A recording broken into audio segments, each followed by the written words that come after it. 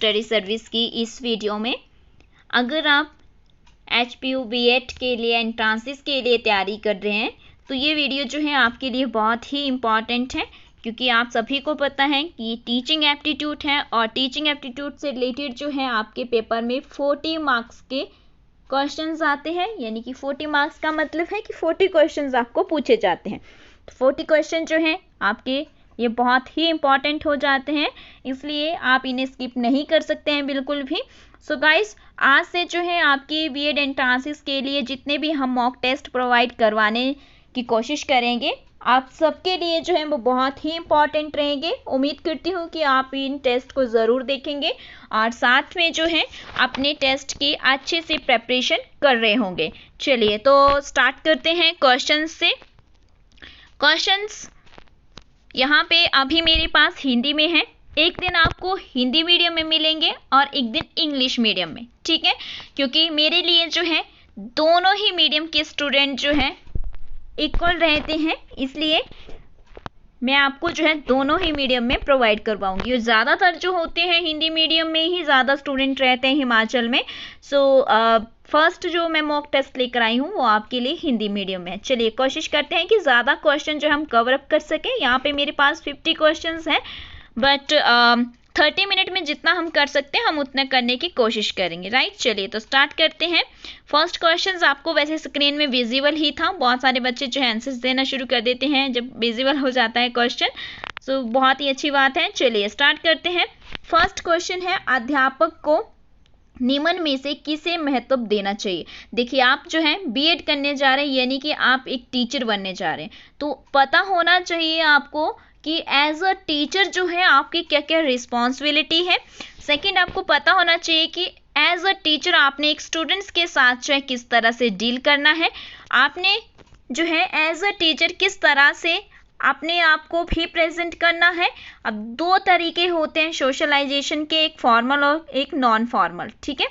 तो आपको जो है फॉर्मल वे में जो है किस तरह से रहना है, वो सब चीज़ें जो है आप एक BEd में ही सीखते हैं जा करके, लेकिन एंट्रांसेस होने का मतलब है कि थोड़ा बहुत आपको पता होता है, ठीक है। चलिए तो यहाँ पे आपको एज अ टीचर खुद को अज्यूम करके जो है चीज़ों को बताना है। अध्यापक को निम्न में से किसे महत्व देना चाहिए। फर्स्ट ऑप्शन है प्रधानाचार्य से अच्छे संबंध बनाना। सेकंड है छात्रों के भविष्य को लेकर चिंतित रहना। थर्ड है कक्षा में समर्पण भाव से शिक्षण करना। और फोर्थ है उपरोक्त सभी। तो देखिए, इसमें जो आपका सही आंसर होगा वो ऑप्शन नंबर थर्ड, यानी कि कक्षा में जो है समर्पण भाव से शिक्षण करना, कि आप जो टीचिंग करवा रहे हैं उसे आप इतने अच्छी तरह से करें कि आप पूरी डेडिकेशन आप उसमें लगा दें, ठीक है। चलिए नेक्स्ट क्वेश्चंस देखते हैं। नेक्स्ट क्वेश्चंस है हमारा,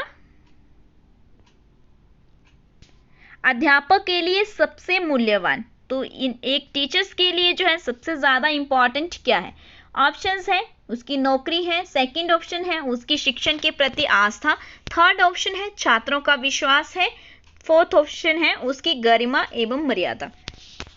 तो एक टीचर के लिए, एज अ टीचर आपके लिए सबसे ज़्यादा क्या इंपॉर्टेंट होगा, आप साथ साथ में कमेंट भी करते चलें। तो यहाँ पे जो आपका राइट आंसर है वो है छात्रों का विश्वास, क्योंकि छात्र जो है यानी कि स्टूडेंट जो है उनको आप पे बिलीफ है, आप जो भी करवा रहे हैं वो बहुत ही जो है एक्यूरेट करवा रहे हैं। एक जो स्टूडेंट होता है उसके लिए टीचर ही जो है आइडल होता है, ठीक है।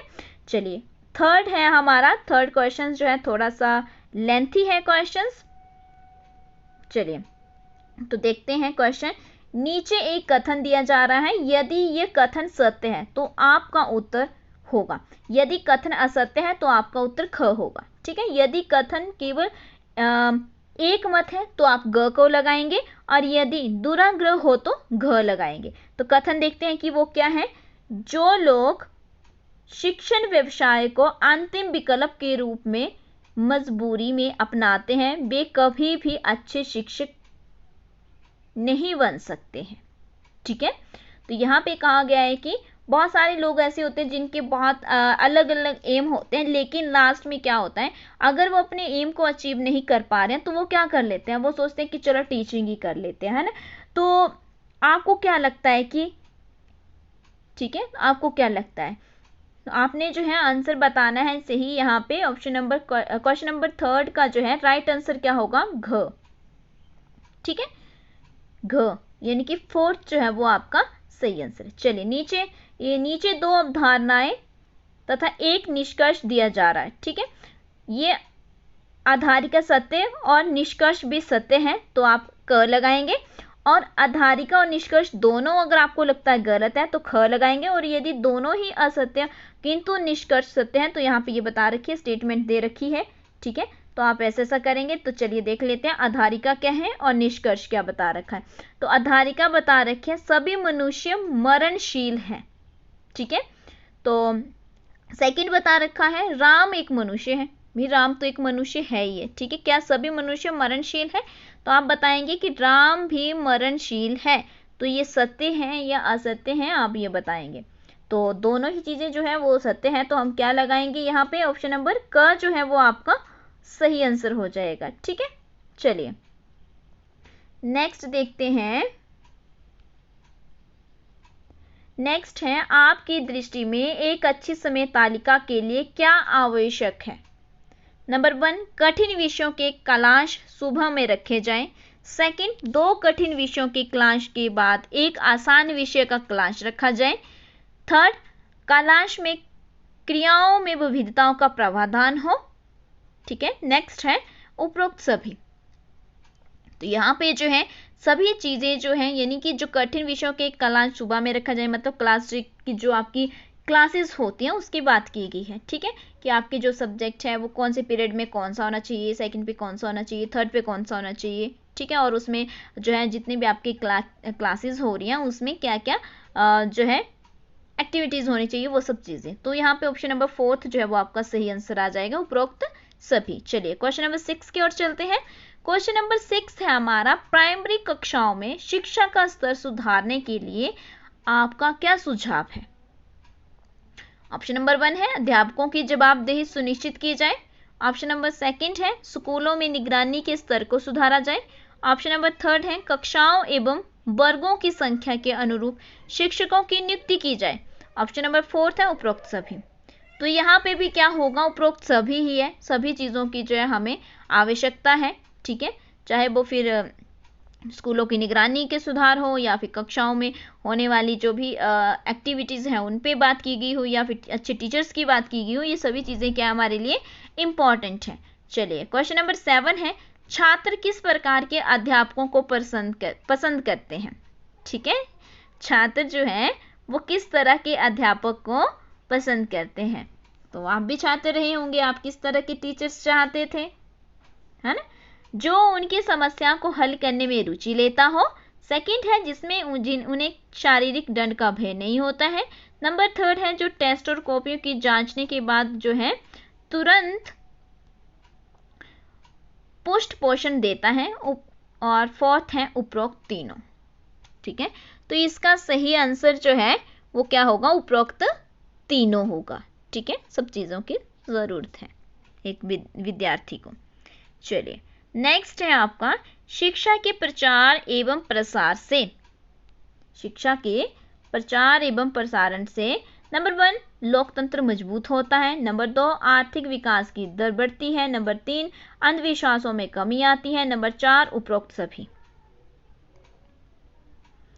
तो यहाँ पे भी क्या है, उपरोक्त सभी आएगा। ठीक है, 4th ऑप्शन। नेक्स्ट है क्वेश्चन नंबर 9, यदि किसी कक्षा में अधिकांश छात्र प्राय ऊँघते हुए पाए जाएं तो। ठीक है, तो ऑप्शन नंबर 1 छात्रों में कोई कमी हो सकती है। नंबर 2 शिक्षण में कोई कमी हो सकती है। नंबर 3 कक्षा में के भौतिक वातावरण में कोई कमी हो सकती है। नंबर 4 उपरोक्त सभी। ठीक है, तो यहाँ पे भी क्या होगा, उपरोक्त सभी ही होंगे आपके। चलिए नेक्स्ट क्वेश्चन है क्वेश्चन नंबर 10। तो क्वेश्चन थोड़ा सा स्टेटमेंट जो है वो इन क्वेश्चंस की हमेशा ही बड़ी रहती है। मैं अभी बता दूं कि जब भी आप ये एंट्रांसेस दें तो इनको लास्ट में ही करें और जो है अच्छे से समझ के, सोच समझ के ही, अपनी समझ सारी लगा करके ही इन क्वेश्चंस को करने की कोशिश करें। ठीक है, क्वेश्चन नंबर 10 क्या है, निम्न में से कौन सा अध्यापक आलोचना का पात्र नहीं बनेगा। कौन सा अध्यापक आलोचना का पात्र नहीं बनेगा। क्रिटिसिज्म का जो है वो नहीं बनेगा।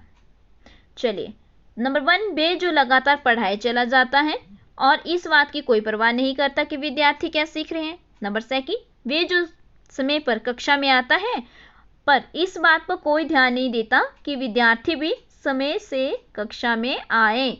नंबर 3, वे जो अपने विषय के बारे में बहुत अधिक नहीं जानता किंतु अपने विद्यार्थी को बहुत अधिक जानने के लिए प्रेरित करता है। ऑप्शन नंबर 4, वे जो नैतिकतावादी और अपने छात्रों को सदैव नैतिकता का ही पाठ पढ़ाता रहता है। तो इसमें जो सही होगा वो क्या होगा आपका, वो होगा ऑप्शन नंबर 3 कि वे जो अपने विषय के बारे में चाहे खुद ज़्यादा नहीं जानता है लेकिन जो उसके स्टूडेंट्स हैं उनको ज़्यादा जानने के लिए क्या करे, प्रेरित करता हो। ठीक है, उनको ज़्यादा चीज़ों को जानने के लिए क्या करता हो, मोटिवेट करता हो। चलिए, नेक्स्ट क्वेश्चन है क्वेश्चन नंबर 11, अच्छा शिक्षण कार्य है। थोड़ा जो है जूम कर देती हूँ आपको। अच्छा शिक्षण कार्य है, तो अच्छा शिक्षण कार्य कौन सा होता है, प्रधानाचार्य के अच्छे नेतृत्व का, शिक्षकों की विद्वता के उच्च स्तर का, शिक्षण व्यवसाय के प्रति ईमानदारी और निष्ठा का, शिक्षण उच्च शिक्षण योग्यताओं एवं विधियों का। तो इसमें से जो है सही आंसर क्या होगा कि शिक्षण व्यवसाय के प्रति ईमानदारी और निष्ठा का। ऑप्शन नंबर 3 जो है वो इसका सही आंसर है। चलिए, क्वेश्चन नंबर 12 देखते हैं। क्वेश्चन नंबर 12 है हमारा यहाँ पे, निम्न में से कौन सा कथन सर्वाधिक सही है। अच्छा शिक्षक वही बन सकता है जो निरंतर अनुसंधान भी करता है, यानी कि रिसर्च भी करता है। नेक्स्ट है, अच्छा शिक्षक वही बन सकता है जो कुछ न करके केवल पढ़ाने पर ध्यान दे। फिर नेक्स्ट है, अच्छा शिक्षक वही बन सकता है जो शिक्षण पर कम तथा शोध पर अधिक ध्यान दे।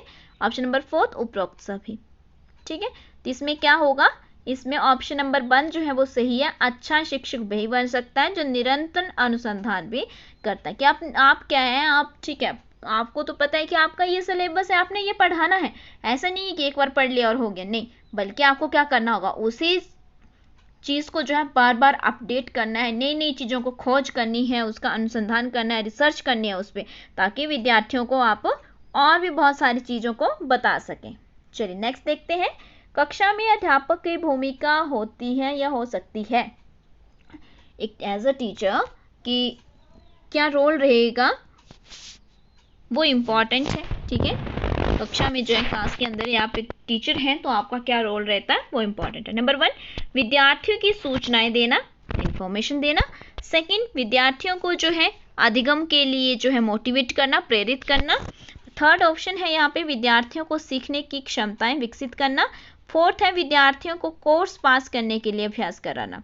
तो 13 का जो है सही जो है वो मोटिवेट करना है विद्यार्थियों को। ठीक है, तो मैं आपको एक चीज़ और बता दूं कि जब भी आप ऐसे क्वेश्चंस करते हैं, जब भी आप ऐसे क्वेश्चंस करें तो माइंड में जो है अपना एक पॉजिटिव वे लेकर के चलें कि हमें जो है पॉजिटिव वे में जो है किस तरह से हम एज अ टीचर सोच सकते हैं, अपने माइंड को पॉजिटिव ही रखें। ठीक है, तो आज के लिए जो है इस क्लास के लिए 13 question is enough I think. So next video में जो है हम और क्वेश्चन जो है कवर करने की कोशिश करेंगे और आई होप आप सबको ये क्वेश्चंस बहुत पसंद आए होंगे। अगर आप चाहते हैं कि आपको ये PDF मिले तो आपको जो है हमारा टेलीग्राम ग्रुप ज्वाइन करना पड़ेगा। टेलीग्राम ग्रुप का नाम जो है study service official online coaching institute है।